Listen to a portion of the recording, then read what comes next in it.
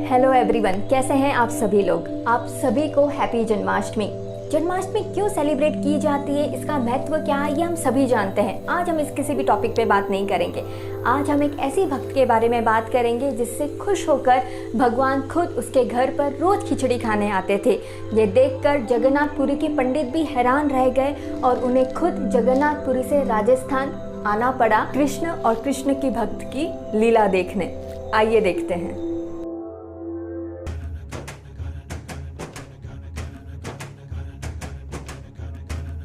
Nagaur district के एक जाट परिवार था जो तीर्थ यात्रा करने निकला। जाने से पहले उन्होंने अपनी छोटी बेटी से कहा कि भगवान को भोग लगाए बगैर कुछ मत खाना। उसने कहा ठीक है। वो रोज सुबह उठती और भगवान के सामने खिचड़ी बनाकर रख देती और भगवान से कहती कि खा लो, माँ पापा ने कहा है कि आपको खिलाए बगैर कुछ नहीं खाना। वो भोली थी, उसे ये नहीं पता था कि हम भगवान को भोग लगाने के लिए बस उनके सामने रख देते हैं, हाथ जोड़ते हैं और फिर खा लेते हैं। उसे लगता था कि सही में माँ भगवान कृष्ण को भोग लगाती है और भगवान खाते हैं, लेकिन मैं भोग लगा रही हूँ तो ऐसा क्या गलत हो रहा है कि भगवान कृष्ण खा ही नहीं रहे हैं। थाली की खिचड़ी तो वैसे की वैसी रखी है। वे बहुत परेशान हो गई। उनका नाम था कर्माबाई। ऐसे ही कुछ दिन बीत गए। अब वे बहुत बीमार रहने लगी। ऐसा हो गया कि शायद उनकी तबीयत बहुत खराब हो गई और उनकी जान भी जा सकती थी। भगवान कृष्ण को दया आई और भगवान कृष्ण प्रकट हो गए और कर्माबाई से कहा कि हे कर्माबाई, अपनी खिचड़ी भोग लगाई हुई खिला दे, मुझे तो बहुत भूख लग रही है। कर्माबाई उठी और भगवान कृष्ण को खिचड़ी खिला दी। अब भगवान कृष्ण रोज कर्माबाई के पास आते और खिचड़ी खाते। अब कुछ दिन बीतने के बाद उनके मम्मी पापा तीर्थ यात्रा से वापस आ गए और माँ ने सबसे पहले पूछा।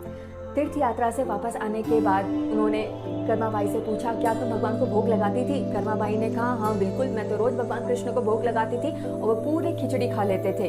ये बात धीरे धीरे घर के आसपास के लोगों को पता चलने लगी, गाँव को पता चलने लगी। अब गाँव के लोग कहते, अगर तुम सच बोलती हो तो बुलाओ भगवान कृष्ण को और हमारे सामने उनको खिलाकर दिखाओ।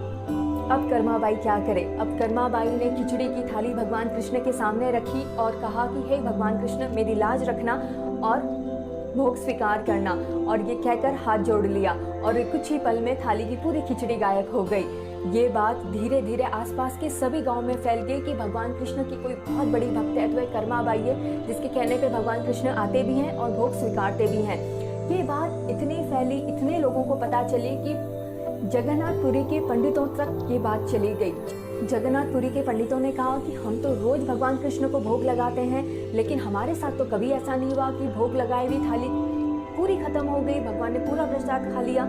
ऐसा तो कुछ नहीं होता, चलो देखने जाते हैं। और वह जगन्नाथपुरी से राजस्थान के नागौर डिस्ट्रिक्ट में आए। वहाँ जब उन्होंने फिर से कर्माबाई को ये करने के लिए कहा तो फिर से कर्माबाई ने भगवान कृष्ण को भोग लगाया और भगवान ने पूरी खिचड़ी खत्म कर दी, भोग स्वीकार किया।